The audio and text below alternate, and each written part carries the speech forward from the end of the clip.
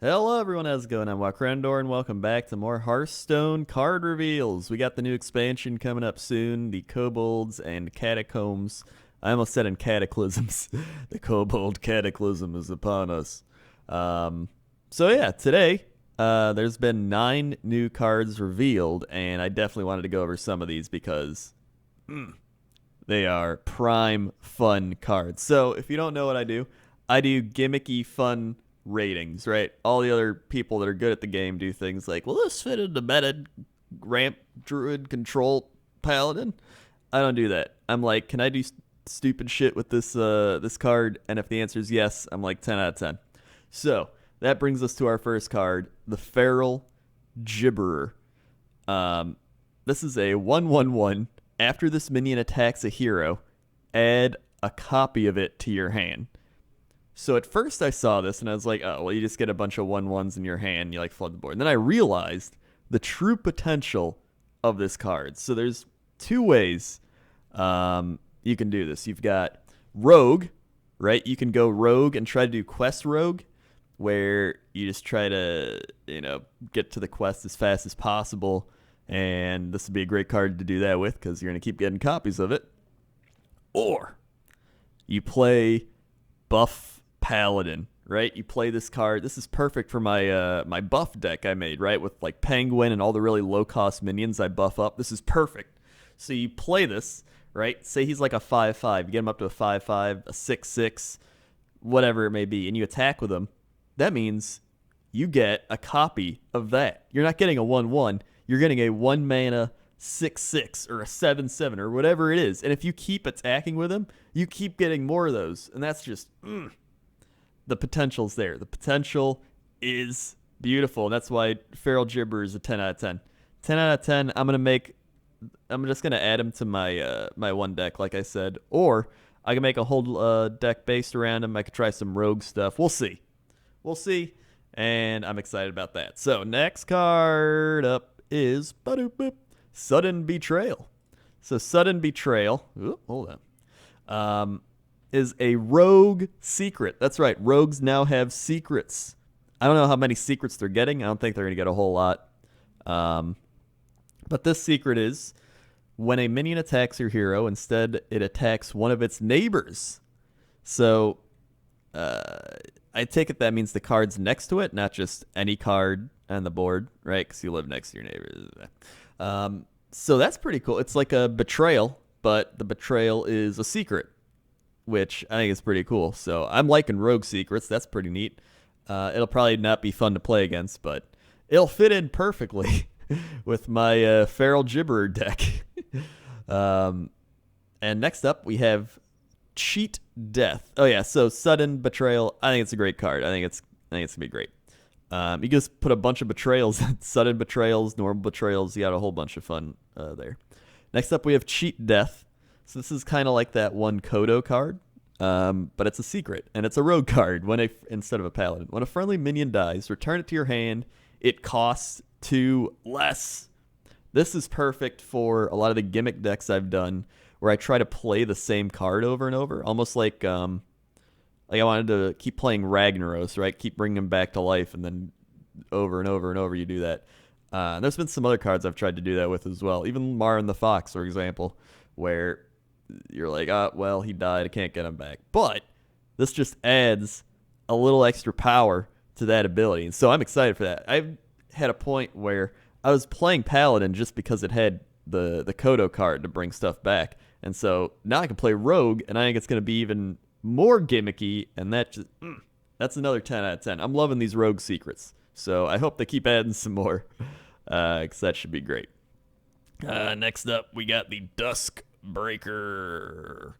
It is a 4 mana 3/3 priest card. It is a dragon, and its battle cry is, if you're holding a dragon, deal 3 damage to all other minions.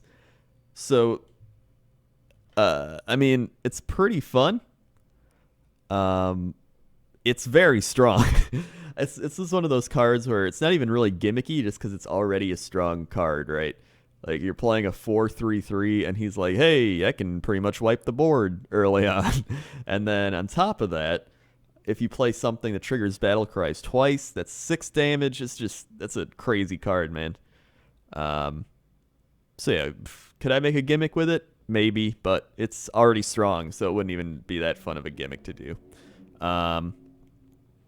The Rune Spear is the next card, and this is a Shaman weapon legendary. And after your hero attacks, discover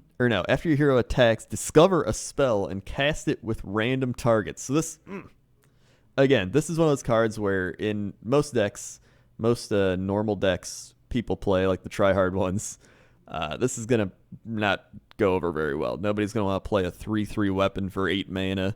Random. They don't want RNG, but I do. So this is perfect for a Yogg-Saron super spell deck. We're going all out with this, right?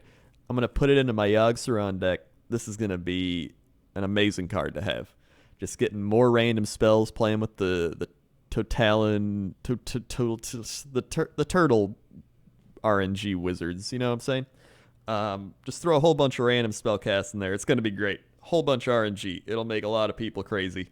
And that's what gimmick decks are all about. So I give this one probably a 9 out of 10 because it's a little expensive, right? 8 mana, but I'd prefer 7 if you get, but that's all right. It's still discover spell with random targets, which is great. And it'll pump it up for Yogg-Saron, right? Because Yogg-Saron's just based on spells getting played, and that would count towards a spell, I believe. I think. Okay, next card is Branching Paths. It is a 4-mana druid card. Choose twice. Draw a card, give your minions +1 attack, or gain 6 armor. So I do know this doesn't proc with the druid guy that makes, because it's not a choose one, right? It's a choose twice. So you get to pick 2 of these. You can draw 2 cards. You can draw a card, gain an attack. You can get 2 armor. You can get attack armor. You want me to go through all the options? I will. I won't, though. So yeah, it's a cool card, I guess. But it's, it's kind of boring. Like, I'm not like, yes, I can build a deck around this card. So yeah, maybe building a deck around choose cards and having the options could be a fun thing to do. But just that card alone's like, next up, we got Level Up. It is a 5-mana Paladin card. Give your Silver Hand recruits +2/2 and taunt. So it's just another way to get the Silver Hand decks a little stronger, which it could be fun. It could be fun to play a Silver Hand deck, but that's one of those things where it's a kind of a gimmick, but it's more of a, like, what's the right? It's like a try-hard gimmick. Like, people were like, hey, Crendor, play Evolve Shaman. And it's like, I get it's a gimmick, but, like, it's good. Like, it's not fun because it's a good deck to play. I'm trying to do dumb things like, kill people with Feral Gibber. Like, my decks, don't get me wrong, my decks are going to lose like 90 to 95% of the time. But you play for those 5 to 10% of the time wins, right? You play for that one great win every 10 games. That's what you get for, or that's what you play for in gimmick decks. So, I mean, it could be fun. Who knows? Level Up. Next up, we have the Lesser Mithril Spellstone. So this is a 7-mana warrior card, and it's a summon 1/5/5 Mithril Golem. And then it also has equip a weapon to upgrade. So I take it if you have this in your hand and you equip a weapon, it gets upgraded. It doesn't happen. I don't think it would happen in your deck or anything. I think it has to be in your hand. And so it gets bumped up to summon 2 5/5 Mithril Golems and summon 3 5/5 Mithril Golems. So you can summon 3 5/5 Mithril Golems for 7 mana. That's the thing you can do with Warrior. I don't know if it's going to be good. I mean, I don't even think they have Taunt or anything. It'd be pretty strong if they had Taunt. But, I don't know.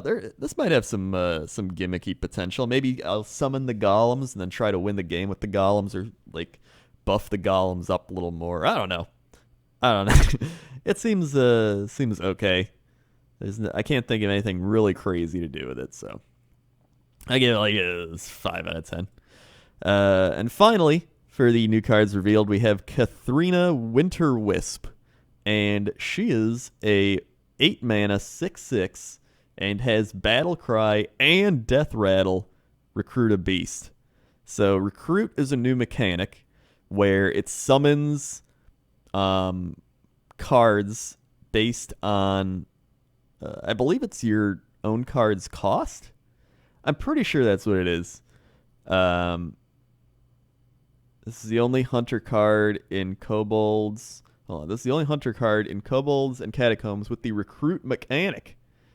Interesting. So yeah, I'm pretty sure the recruit mechanic is like, it's based on that card's cost, and then it can summon beasts of equal value or less. I think that's what it is. If I'm wrong, correct me in the comments. Be like, Crendor, you're wrong. This is what it is. And then everyone can be like, oh, okay.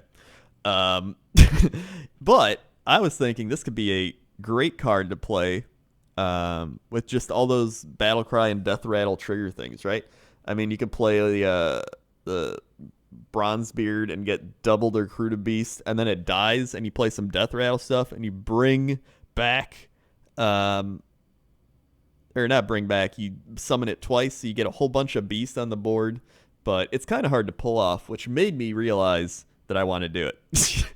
So I want to do a deck where I just have Battle Cry and Death Rattle stuff, and then try to recruit a bunch of beasts, and who knows how it'll go. Maybe it'll be great, maybe it'll be terrible. Maybe I won't even play it because I'll try to make the deck and be like, this is awful and whatever. But I think it's got some potential. I give it like a 7 out of 10.